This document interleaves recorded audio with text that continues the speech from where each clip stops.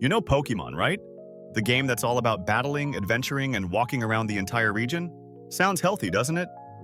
Wrong. Because apparently, instead of helping us stay fit like a Machamp, Pokémon is secretly turning us into Snorlaxes. When Pokémon GO first launched, everyone thought it was the ultimate fitness app. I mean, you had to walk to hatch eggs, catch Pokémon, and hit Pokéstops.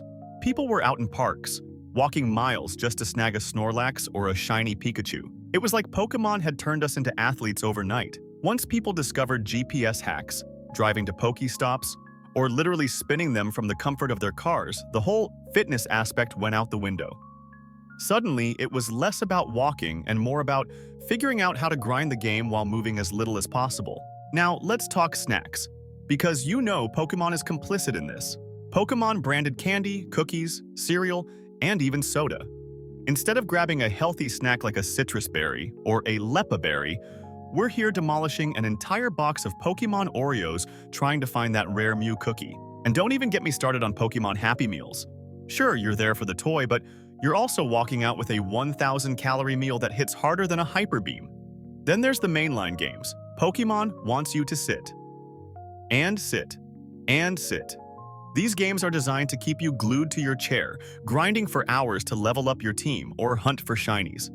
Sure, it's fun, until you realize you haven't moved in 3 hours and your snack pile is now just a pile of empty wrappers.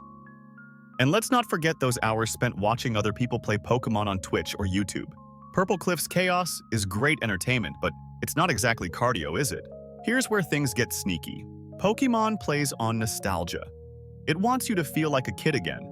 And what's more comforting than reliving your childhood while chomping on junk food? Now, in Pokémon's defense, there are ways to turn it into a healthier hobby. Pokémon GO can still get you moving if you actually, walk.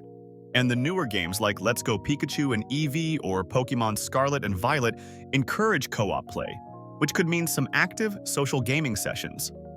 At the end of the day, Pokémon doesn't care if you're fit or not. It just wants you to keep playing. And honestly, we let it win every time we choose a Poké-themed snack over a salad. So is Pokémon really making us fat?